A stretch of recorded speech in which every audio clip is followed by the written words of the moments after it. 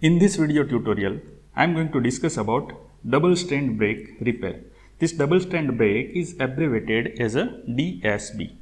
Now first we will discuss about what are the different causes of double strand break, and then we will discuss about its repair mechanism. So the main cause of double strand break repair is the ionizing radiation. Ionizing radiation. And one of the most common ionizing radiation in our day-to-day life is the X-ray. So this ionizing radiation can lead to double strand break. Suppose this is the double stranded DNA, and this is 5' to 3', and this is 5' to 3', anti-parallel in nature. And suppose radiation strikes at this place. So this is the radiation, it might be X-ray also. So what will happen once radiation comes into the contact with our DNA? What happens? Some amount of DNA is lost from both the strands. Suppose this much amount of nucleotide are lost from this strand, and this much nucleotides are lost from another strand. So what will happen?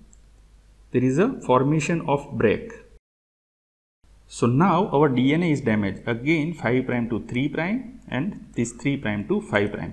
Now as you can see, this much amount of DNA is lost from this strand and this much amount of DNA is lost from this end. So here there is a complete loss of DNA in this part, whereas in this part the nucleotides are lost from one strand. Here also from this much part nucleotides are lost from this strand, only one strand, so partial loss. But ultimately it resulted into this double strand break. So new ends are created. One new end is over here and another new end is over here. So this is going to be a 3' end, this is 3', so this end is going to be 5', this is 3', so this is going to be a 5', this is 5', so this end is going to be a 3' end. Now this is lethal in nature. Why? Because now it has damaged the integrity of the chromosome. Chromosomes are now physically broken. Why? Because chromosomes are made up of DNA, and that DNA provides the continuity of the chromosome.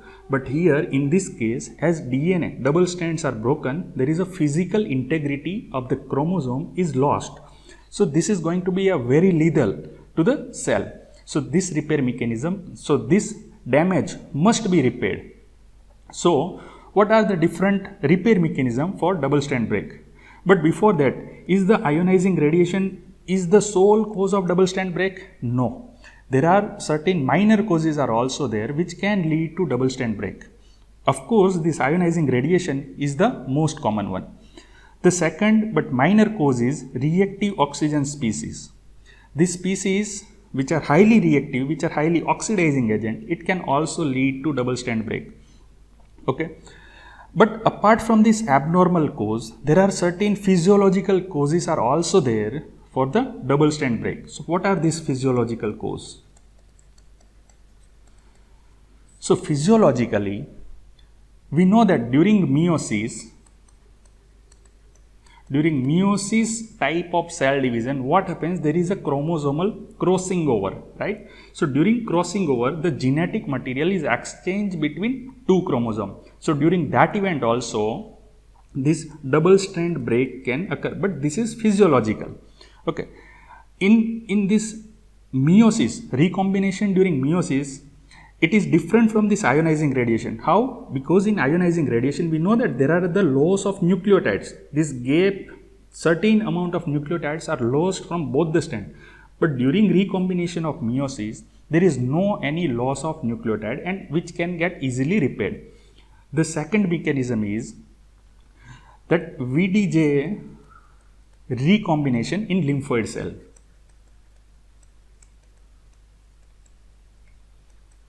In lymphoid cell.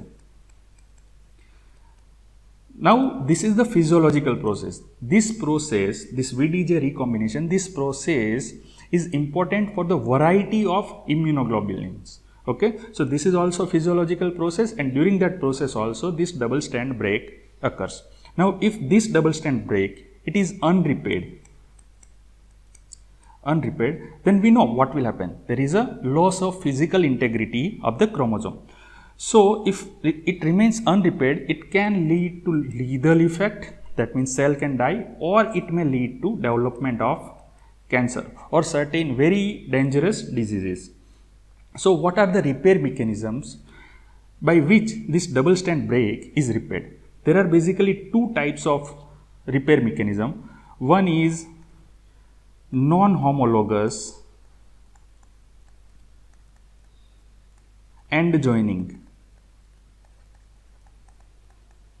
and another mechanism is homologous recombination.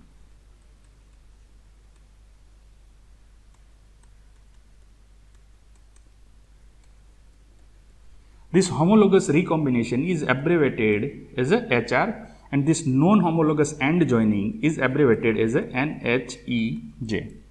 Now, both of this mechanism, this non-homologous end joining and homologous recombination, both are very complicated process. So, for the first year MBBS student, this in-depth process is not important. So, what I am going to do over here is, I will represent it visually, that how they are going to repair, okay. And if you are interested, in my future video I will explain this both the mechanism in full detail, okay. So here I am going to show both this process by just visually representing that what is actually going to happen. So we know that this is the damaged DNA. So let's redraw this diagram. So we have double strand break like this. And remember, whenever double strand break occurs, it is not necessary that both this chain in each breakage are going to a same length, okay. So there is some overhang. This part and this part is a unpaired DNA, or you can say this part is single stranded DNA. Similarly, this part also. So this is known as overhang.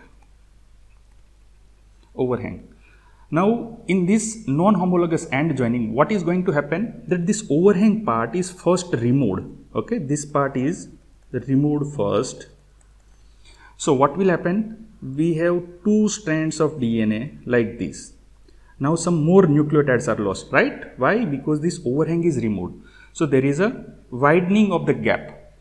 Now, what will happen? This end will bind with this part, and this end will bind with this part. So now we have chromosome like this. This is the repaired mechanism, and here at this part the joining is occurred.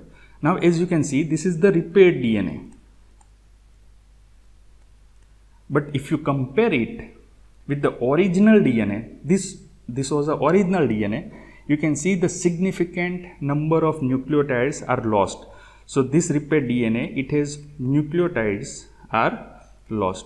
That means some part of the DNA is lost, but eventually chromosomal integrity is maintained. So we can say that by this non-homologous end joining, chromosomal integrity is restored. Chromosomal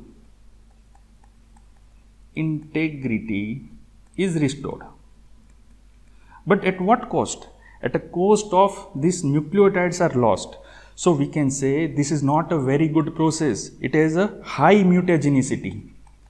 High mutagenicity. Suppose this lost part is from the functional gene. What will happen? That gene, its function is going to be lost. So it is high mutagenicity. But in spite of having high mutagenicity, it is observed that it is not very deleterious. So one study was done, and in that study it was found that genome of 70-year-old, this genome of 70-year-old human was examined, and it was found that it has almost approximately 2000 scars caused by this non-homologous end joining repair mechanism. That means if you consider this as a scar, of course it is not going to be a visually scar, okay, but if you consider this joint part as a scar, and in one study it was found that 70-year-old human's genome, it contained approximately 2000 scars caused by non-homologous end joining, right? So in spite of this fact that nucleotides are lost, some crucial part of the DNA is lost, still it is not lethal or it is not deleterious, okay. But of course sometime it may lead to high mutagenicity. Now, if this non-homologous AND joining, is non-functional, if it is defective, then it can lead to certain diseases. So, what are the applied aspects of this non-homologous AND joining? There is one syndrome, it is known as radiation sensitive severe combined immunodeficiency disease. Radiation sensitive severe combined means antibody and cellular, both humoral response are lost. So, radiation sensitive severe combined immunodeficiency disease.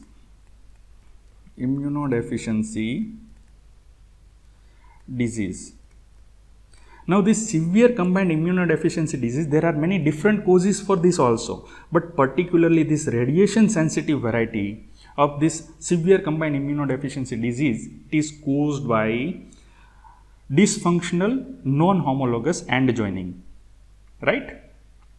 The second repair mechanism is the homologous recombination. Now, again I will redraw the structure of this damaged DNA. So, we have this one strand and this is the second strand of DNA. So, this is a damaged DNA, but we know that in the synthetic phase or G2 phase of this cell cycle, so cell cycle S phase or G2 phase, there is a presence of sister chromatid.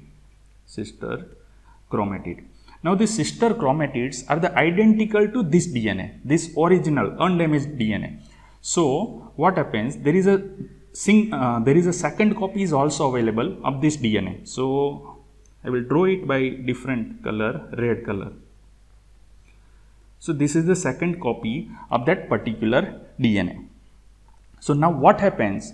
This lost part and this lost part, it is copied from its identical DNA which is present in the sister chromatid. Okay. So, but the sister chromatid, it is present during only the S phase or G2 phase of the cell cycle. So, now from this part of the DNA, the missing nucleotide sequence is copied, okay, by using a template strand. And now to do that, what this DNA has to do? This part of the strand has to pair with this strand so that it can utilize this red strand as a template, and similarly for this strand also. So, it has to bind, it has to temporarily bind with this particular template of the DNA.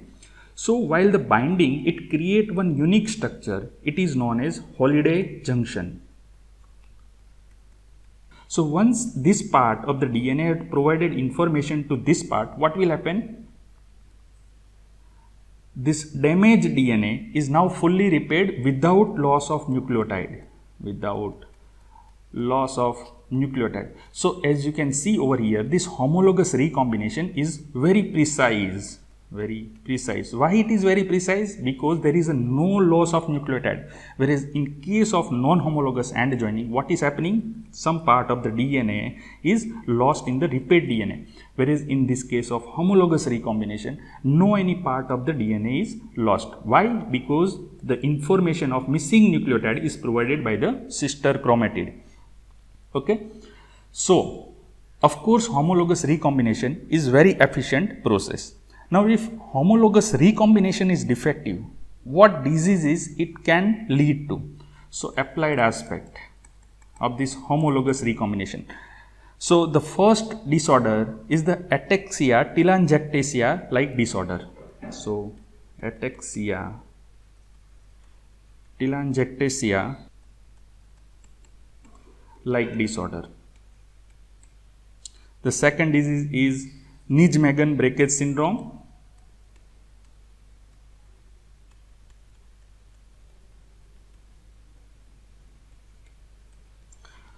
Third one is breast cancer susceptibility 1 and 2 syndrome. So, breast cancer susceptibility 1 and 2 disease. Now, for this breast cancer susceptibility 1 and 2, BRCA1 and BRCA2 genes are affected. The fourth disorder is Bloom syndrome.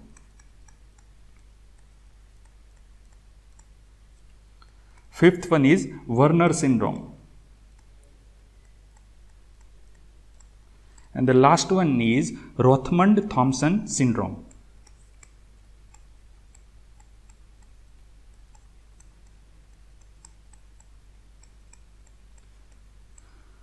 So these are all disorders because of the defective homologous recombination. So here what I had done is, this both repair mechanism I had just shown you visually without giving any name of protein and without giving you any name of enzymes. Okay, this is just a visual representation, so you can understand that how homologous recombination is better than non-homologous end joining. So this was all about double strand break repair. If you have any query or confusion, please write it down in the comment section below. Thank you.